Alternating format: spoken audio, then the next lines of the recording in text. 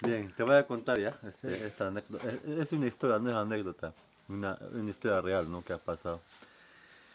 Pasa de que en algún momento, ¿no? Una mujer Arakmut, de lo que ha sido capturada por el enemigo, ¿no? Había otros subgrupos nuestros que les gustaba matar. Ajá. Uno de ellos, se roba a una mujer Arakmut de nosotros, Maracaibo. Y entonces, después de que el esposo mata a sus cuatro cuñados, la esposa decide escaparse hacia Ajá. su papá. Y cuando se escapa, en el medio camino, se encuentra con un personaje muy extraño. No era Arachmut, no era. Ajá. No y eso, mi abuelo me decía que era el Inca. ¿No? Un hombre muy grande, medio pelado, ¿no? Bajo que era, ¿no? Pelado. Sí, sí, Blanco. blanco, ajá. Ah. Y después le dice, ¿no?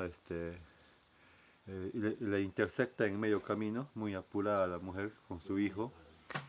Después le dice, ¿no? Ay, ¿dónde vas? Le dice, tan apurada. No, no me entretengas, le dice, ¿no? Estoy apurada, me van a matar, me están siguiendo. Tengo que llegar a donde mi papá.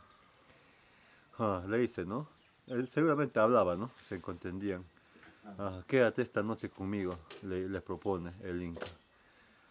No, no me puedo quedarme esta noche contigo, le dice, ¿no? Porque yo tengo un bebé y en nuestra creencia no podemos tener relaciones sexuales cuando nuestro hijo está pequeño todavía, Ah. no cumple ni un año, ¿no? Sí, sí. Porque se puede enfermar y morir. No, le dice, ¿no? Porque la chica, la mujer, ese niño llevaba con el propósito de convertirle en un líder y terminar con esos malos. Sí.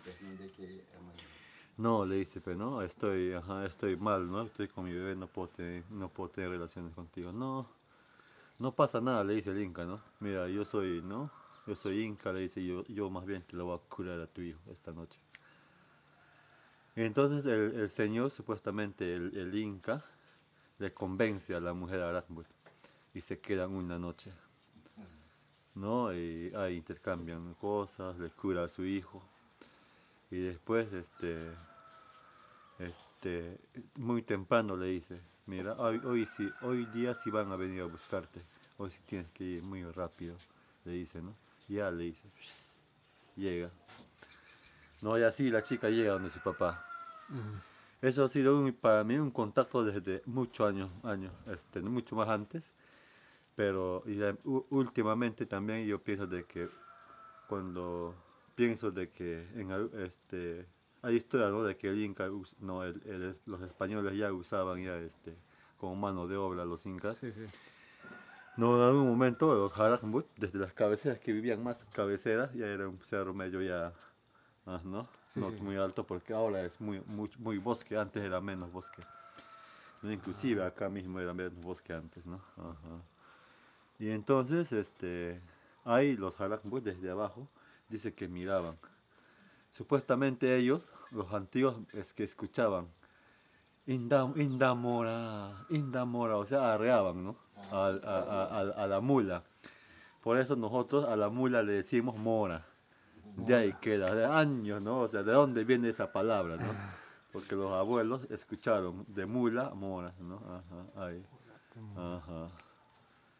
Estoy seguro de que en algún momento hubo, ¿no? Alguna conexión ahí. Mm. Ajá. Con algunos pueblos nada más, no con todo el pueblo Arácnido, sino con los que vivían más cabeceras, ¿no? En un punto estratégico. Sí.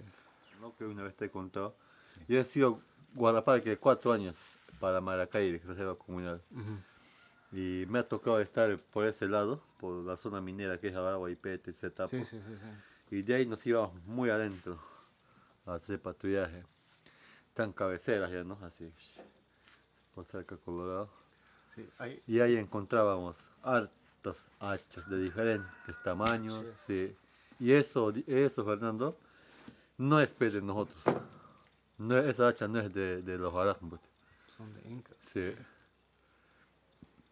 Yo estoy seguro pues, que son de los incas. Porque yo conozco mucha mi historia, también toda mi cultura, y ese tipo de hacha no se usaba. Ajá.